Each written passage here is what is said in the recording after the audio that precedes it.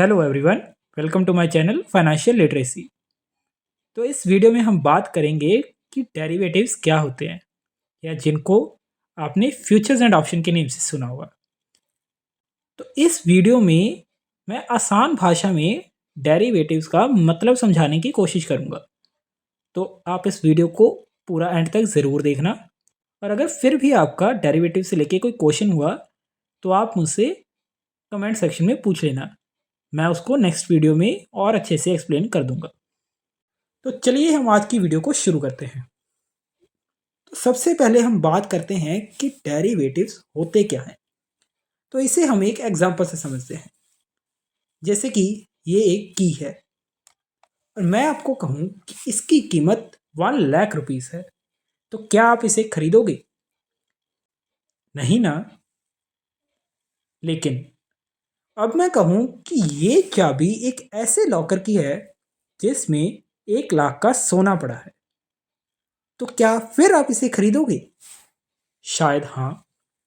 तो अब क्या इस चाबी की कीमत बढ़ गई? नहीं।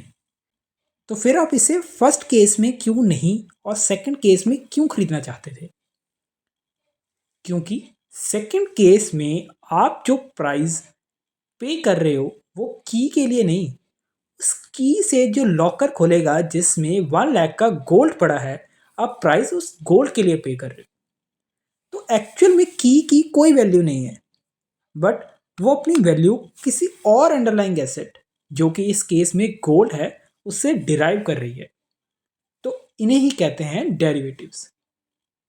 तो डेरिवेटिव्स ऐसे फाइनेंशियल एसेट्स होते हैं जिनकी अपनी कोई वैल्यू नहीं होती, बट वो किसी और अंडरलाइंग एसेट, या आसान भाषा में कहें तो किसी और चीज से अपनी वैल्यू को डिराइव करते हैं।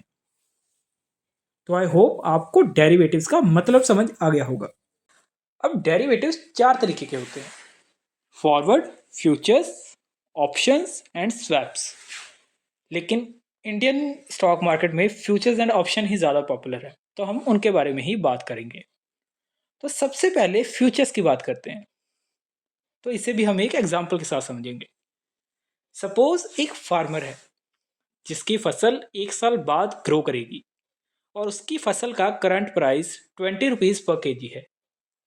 बट उसको एक टेंशन है कि 1 साल बाद जब उसकी फसल मार्केट में सेल होने के लिए तैयार होगी, तब अगर प्राइस 20 से कम होकर 15 रुपीज़ केजी हुआ तो उसका नुकसान हो जाएगा। और अब दूसरी साइड एक कंपनी है जो कि सेम फसल को परचेज करती है रॉ मटेरियल यूज़ करने के लिए, कुछ भी प्रोडक्ट मैन्युफैक्चर करने के लिए। अब उस कंपनी को लगता है कि सेम फसल का प्राइस 20 रुपीज़ से इंक्रीज होके 1 साल बाद 25 रुपीज़ हो जाएगा। तो अब दोनों फार्मर और कंपनी अपने लॉस को ज़्यादा बढ़ने से रोकने के लिए एक कॉन्ट्रैक्ट कर लेते हैं कि 1 साल बाद कंपनी फार्मर से उसकी फसल 20 रुपीज़ पर केजी के हिसाब से खरीदेगी और फार्मर कंपनी को 20 रुपीज़ पर केजी के हिसाब से सेल करेगा, चाहे उस टाइम प्राइस कुछ भी हो। अब ये था फ्यूचर्स कॉन्ट्रैक्ट, जिसमें हम आज एक फ्यूचर डेट में एक फ्यूचर प्राइस पर कोई चीज़ को बाय और सेल करने के लिए एग्री करते हैं, तो उसे कहते हैं फ्यूचर्स कॉन्ट्रैक्ट। अब फ्यूचर्स कॉन्ट्रैक्ट में एक रेगुलेटर होता है जो कि इंश्योर करता है कि दोनों पार्टीज अपनी टर्म्स एंड कंडीशन को स्पेसिफाइड डेट पर अच्छे से पूरी करें, जैसे कि स्टॉक मार्केट में स्टॉक एक्सचेंजेस। अब जैसे कि हमने जो एग्जांपल देख रहे थे उसमें 1 साल पूरा हो जाता है, तो अब उस क्रॉप का प्राइस एज्यूम करते हैं कि 18 रुपीज़ पर केजी हो गया। तो इस केस में कंपनी को 2 रुपीज़ का लॉस हो जाएगा, क्योंकि जो क्रॉप वो मार्केट में 18 रुपीज़ में ले सकता था, अब उसे वही क्रॉप फार्मर से 20 रुपीज़ पे खरीदनी पड़ेगी, क्योंकि उसने कॉन्ट्रैक्ट किया हुआ है। लेकिन अगर दूसरी साइड क्रॉप का प्राइस बढ़ के 20 रुपीज़ से 22 रुपीज़ हो गया, तो अब इस केस में फार्मर का लॉस हो गया। क्यों? क्योंकि जो क्रॉप को वो मार्केट में 22 रुपीज़ पर केजी पे बेच सकता था, अब उसे वही क्रॉप कंपनी को 20 रुपीज़ पर केजी के हिसाब से बेचनी पड़ेगी। तो ये था फ्यूचर्स कॉन्ट्रैक्ट। अब हम इसे इंडियन स्टॉक मार्केट के हिसाब से समझते हैं। अब स्टॉक मार्केट में हम फ्यूचर्स बाय भी कर सकते हैं और सेल भी कर सकते हैं। मतलब पहले बाय करें और उसके बाद सेल करें, जो कि यूजुअली होता ही है। लेकिन हम पहले सेल करके उसे थोड़े टाइम बाद बाय भी कर सकते हैं, जिसे हम मार्केट में शॉर्ट सेलिंग कहते हैं। इसके बारे में हम आने वाली वीडियोस में और बात करेंगे। अभी हम फ्यूचर्स को समझते हैं कि वो स्टॉक मार्केट में क्या होते हैं। तो जैसे कि हम एक एग्जांपल लेते हैं HDFC बैंक की। आज सपोज करिए HDFC बैंक का प्राइस 1800 के नियर चल रहा है और उसके दिसंबर मंथ के फ्यूचर का प्राइस सपोज 1805 चल रहा है। अब फ्यूचर का प्राइस हमेशा एक्चुअल एसेट के प्राइस से थोड़ा कम या ज़्यादा प्राइस पर होता है। किसी भी शेयर को आप फ्यूचर में जाके बाय या सेल कर रहे हो तो उसका प्राइस आज के प्राइस से सेम तो नहीं रहेगा। तो मार्केट की कंडीशंस के हिसाब से कि मार्केट पॉजिटिव सेंटीमेंट में है या नेगेटिव सेंटीमेंट में है, फ्यूचर का प्राइस हमेशा एक्चुअल शेयर से कम या ज़्यादा ही होता है। तो जैसे हम बात कर रहे थे कि अब हमें लगता है कि HDFC बैंक का शेयर प्राइस दिसंबर मंथ की एंडिंग तक 1800 से नीचे चला जाएगा और हमारे पास HDFC बैंक के 100 शेयर्स हैं और हमें लगता है कि अभी उन्हें सेल करना ठीक नहीं है क्योंकि लॉन्ग टर्म में वो ऊपर ही जाएंगे। तो हम इस केस में अपने रिस्क कवर करने के लिए HDFC बैंक के फ्यूचर्स को सेल कर देंगे। हम उसमें 100 क्वांटिटी, जितने हमने शेयर्स बाय किए हुए थे उतने ही फ्यूचर्स की क्वांटिटी को सेल कर देंगे। अब अगर दिसंबर मंथ की एंडिंग में शेयर का प्राइस 1795 हो गया तो मुझे मेरे शेयर्स पर 5 रुपीज़ ईच शेयर के हिसाब से लॉस होगा, मतलब 500 का लॉस हो जाएगा। और जो फ्यूचर्स मैंने सेल किए थे 1805 पे, उन्हें मैं 1795 पे दोबारा बाय कर लूँगा। तो मैंने बाय किए 1795 पे और सेल किए 1805 पे, तो मुझे उस पे टोटल 1000 रुपीज़ का प्रॉफिट हो जाएगा। तो इस तरह हमने नेट 500 का प्रॉफिट कर लिया, जबकि हमने जो शेयर्स खरीदा हुआ था उसका प्राइस फॉल किया। तो नॉर्मल केसेस में हमें लॉस हो जाता, but with the help of futures हमने सिर्फ उस रिस्क को कवर ही नहीं किया, हमने थोड़ा प्रॉफिट भी जनरेट कर लिया। तो इस स्ट्रेटजी को मार्केट में आर्बिट्रेज अपॉर्चुनिटीज भी कहते हैं, जिसके बारे में हम अगली वीडियोस में डिस्कस करेंगे। तो ये एक एग्जांपल थी कि कैसे हम फ्यूचर्स को मार्केट में बाय और सेल करते हैं और उससे कैसे हम अपने रिस्क को मिनिमाइज करते हैं और प्रॉफिट अर्न करते हैं। कई लोग फ्यूचर्स में ही ट्रेड करते हैं, जैसे इसमें तो हमने शेयर्स का रिस्क कवर करने के लिए फ्यूचर को बाय या सेल किया। कई लोग सिर्फ फ्यूचर्स एंड ऑप्शंस में ही ट्रेड करके भी प्रॉफिट करते हैं। तो उसकी स्ट्रेटजीज क्या होती हैं या उससे जुड़े रिस्क क्या होते हैं, उनको हम अगली वीडियो में कवर करेंगे। जैसे हमने फ्यूचर्स को समझा वैसे ही हम अब ऑप्शंस को समझते हैं। तो ऑप्शंस थोड़े थोड़े फ्यूचर्स के सिमिलर होते हैं। इसे भी हम एक एग्जांपल से ही समझेंगे। सपोज एक बिल्डिंग है जो कि 2 मंथ्स बाद सेल होने वाली है और आज उसकी वैल्यू 20 लाख रुपीज़ है। आपको लगता है कि आने वाले 2 महीने बाद इसकी वैल्यू बढ़ जाएगी, लेकिन आपके पास अभी 20 लाख रुपीज़ नहीं है उस बिल्डिंग को खरीदने के लिए और 2 मंथ बाद उसे सेल करने के लिए। तो आपको एक ऑप्शन दिया जाता है कि आप एक टोकन खरीद लीजिए जिसका प्राइस लेट से 50,000 है और जब 2 महीने बाद ये बिल्डिंग सेल होगी तो आपके पास एक ऑप्शन है कि अगर ये 20 लाख के ऊपर सेल होगी, लेट से कि 23 लाख पर सेल होगी, तो 20 लाख से ऊपर जितनी भी अमाउंट होगी वो आपको दे दी जाएगी।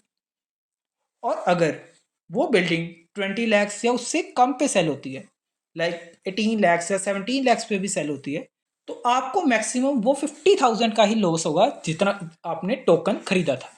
तो ऐसे केस में आप शायद 50,000 का रिस्क लेने के लिए रेडी भी हो जाओ कि आपको 20 लाख देके वो एसेट नहीं खरीदना पड़ा, आपने एक ऑप्शन खरीद लिया कि इन केस उसका प्राइस आपके फेवर में मूव करता है तो जितना प्रॉफिट होगा वो आपको मिल जाएगा, और अगर वो आपके एस्टिमेशन के ऑपोजिट मूव करता है तो आपको मैक्सिमम लॉस उतने का ही होगा जितने का आपने ऑप्शन बाय किया था। तो इन्हें कहते हैं ऑप्शंस। अब एक सिनेरियो ऐसा भी होगा कि 1 महीने बाद इस बिल्डिंग की वैल्यू लेट्स से 21 लाख हो जाएगी। तो क्या अब ये टोकन की वैल्यू सेम रहेगी? नहीं। तो अब ये टोकन की वैल्यू भी मार्केट में बढ़ जाएगी, क्योंकि ये टोकन जिसके पास भी होगा उसको 20 लाख से जितना भी प्राइस इंक्रीज करके वो बिल्डिंग सेल होगी उतने पैसे मिल जाएंगे।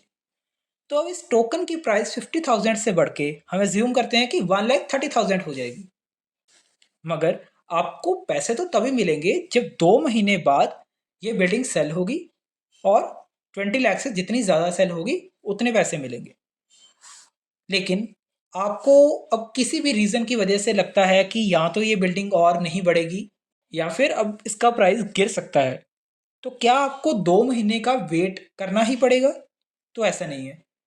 तो इस केस में आप ये टोकन किसी और को बेच भी सकते हो जिसको लगता है कि आने वाले टाइम में उस बिल्डिंग का प्राइस और बढ़ेगा, तो वो आपसे 1,30,000 में ये टोकन बाय कर लेगा और आपको 1,30,000 रुपीज़ दे देगा। तो मतलब ऑप्शंस मार्केट में ट्रांसफरेबल भी होते हैं। तो ऐसा नहीं है कि आपको उस ऑप्शन को एक्सरसाइज पीरियड का मतलब होता है जिस दिन उस ऑप्शंस के बदले में आपको अंडरलाइंग एसेट से पैसे मिलेंगे। तो ऐसा ज़रूरी नहीं है कि आपको उस ऑप्शन को अपने एक्सरसाइज पीरियड तक होल्ड करके रखना ज़रूरी है। आप उसको नॉर्मल मार्केट में ट्रेड भी कर सकते हो। तो ये था ऑप्शन कॉन्ट्रैक्ट, जहाँ जिस कॉन्ट्रैक्ट में आप अंडरलाइंग एसेट की फुल अमाउंट नहीं देते, आप एक प्रीमियम अमाउंट पे करते हो। अगर तो वो अंडरलाइंग एसेट आपके प्राइस के फेवर में मूव कर रहा है तो आपको उतना प्रॉफिट होगा, और अगर वो आपके एस्टिमेशन के अगेंस्ट चला जाता है तो आपको मैक्सिमम लॉस बस उस प्रीमियम अमाउंट तक ही होगा जितना आपने उस ऑप्शन को खरीदने के लिए पे किया था। तो इसे भी हम एक बार स्टॉक मार्केट के हिसाब से समझ लेते हैं। तो जैसे कि हमने HDFC का स्टॉक प्राइस 1800 पर एज्यूम किया था, तो आपको लगता है कि 1800 से ऊपर जाएगा, तो आपने 1800 का ऑप्शन बाय कर लिया। अब इसमें दो ऑप्शन होते हैं, कॉल और पुट। मैं अभी आपको इसके बारे में ब्रीफ में समझा देता हूँ, डिटेल में हम नेक्स्ट वीडियो में बात करेंगे। कॉल ऑप्शन हम तब खरीदते हैं जब हमें लगता है किसी एसेट की वैल्यू बढ़ेगी, और पुट ऑप्शन हम तब खरीदते हैं जब हमें लगता है किसी एसेट की वैल्यू कम होगी। अब इस केस में हमें लगता है कि HDFC बैंक का शेयर 1800 से ऊपर जाएगा, तो हमने 1800 का कॉल ऑप्शन बाय कर लिया। लेट्स से वो अभी हमें 10 रुपीज़ पर मिल रहा था। अब इसका एक फ़ायदा ये है कि आपको पूरे 1800 रुपीज़ नहीं देने पड़े। जैसे कि अगर आप HDFC बैंक का शेयर खरीदते तो आपको एक शेयर के बदले 1800 रुपीज़ देने पड़ते। अब इसमें आपको सिर्फ 10 रुपीज़ देने पड़ेंगे, और इस 10 रुपीज़ के बदले में आपको ये ऑप्शन मिल जाएगा कि अगर तो उसका प्राइस 1800 से ऊपर मूव करेगा, तो जितना वो ऊपर मूव करेगा उतना आपको प्रॉफिट हो जाएगा, और इन केस वो नेगेटिव मूव करेगा या 1800 से नीचे आएगा तो आपका मैक्सिमम लॉस 10 रुपीज़ का ही होगा। तो अब जैसे जैसे HDFC का शेयर 1800 के ऊपर जाता रहेगा, वैसे वैसे ऑप्शन का प्राइस भी बढ़ता रहेगा और आपको प्रॉफिट होना शुरू हो जाएगा। अब इसमें मैं एक और छोटी सी चीज़ बताऊंगा। तो इन ऑप्शंस और फ्यूचर्स की एक्सपायरी भी होती है। तो एक्सपायरी का मतलब होता है कि जिस दिन ये फ्यूचर्स या ऑप्शंस आपको एक्सरसाइज करने पड़ेंगे, या फिर अगर हम आसान भाषा में कहें तो आपने जो कॉन्ट्रैक्ट किया है तो उसको आपको पूरा करना पड़ेगा। उस दिन को कहते हैं एक्सपायरी ऑफ दैट ऑप्शन और फ्यूचर। तो इसमें हम एक और सिनेरियो लेते हैं। तो जैसे कि इन केस एक्सपायरी वाले दिन HDFC बैंक के शेयर का प्राइस 1800 से ऊपर तो गया, लेकिन वो 1807 पर चला गया, तो क्या इस केस में भी आपको प्रॉफिट होगा? नहीं। क्यों? क्योंकि आपने जो प्रीमियम वैल्यू पे की थी वो की थी 10 रुपीज़ की, और आज के दिन उस ऑप्शन की वैल्यू उतनी होगी जितना वो 1800 से ऊपर होगा। मतलब कि 1807 माइनस 1800 तो 7 रुपीज़। तो आज उस ऑप्शन की वैल्यू होगी 7 रुपीज़, और आपने पे कितनी की थी? 10 रुपीज़। आपको टोटल 3 रुपीज़ का लॉस हो जाएगा। तो इसमें आपको प्रॉफिट तभी होगा जब HDFC बैंक का शेयर 1800 जो कि उसका करंट प्राइस है, प्लस जितना आपने प्रीमियम पे किया है मतलब 10 रुपीज़, उससे ऊपर चला जाएगा, तब आपको एक्सपायरी वाले दिन प्रॉफिट होगा। तो इस केस में अगर HDFC का स्टॉक प्राइस अपने एक्सपायरी वाले दिन 1810 से ऊपर बंद होगा, आपको तभी प्रॉफिट होगा। तो सुनने में तो ये बहुत अच्छा और इजी लगेगा कि आप 10 रुपीज़ में एक 1800 की वैल्यू वाले शेयर में ट्रेड कर पा रहे हो, बट एक्चुअल में मैक्सिमम लोग स्टॉक मार्केट में इसी से अपना पैसा गंवाते हैं। तो जब तक आप आने वाली वीडियोस को नहीं देख लेते और इससे जुड़े रिस्क और स्ट्रेटजीज को नहीं जान लेते, तब तक आपको डायरेक्टली फ्यूचर्स एंड ऑप्शंस में ट्रेड नहीं करना चाहिए। अब आई होप आपको इतना तो समझ आ गया होगा कि डेरिवेटिव्स क्या होते हैं और फ्यूचर्स एंड ऑप्शंस क्या होते हैं और इन दोनों में डिफरेंस क्या होता है। तो अब इससे जुड़े रिस्क, स्ट्रेटजीज और हम कैसे प्रेडिक्ट करें कि इससे ये शेयर या मार्केट इस टाइम पे ऊपर जाएगी या नीचे जाएगी, जिसे हम टेक्निकल और फंडामेंटल एनालिसिस भी कहते हैं, उसके बारे में हम आने वाली वीडियोस में स्टेप बाय स्टेप बात करेंगे। तो तब तक के लिए goodbye and please subscribe my channel ताकि आने वाली कोई भी वीडियोस मिस ना हो, and like and share my videos. Thank you.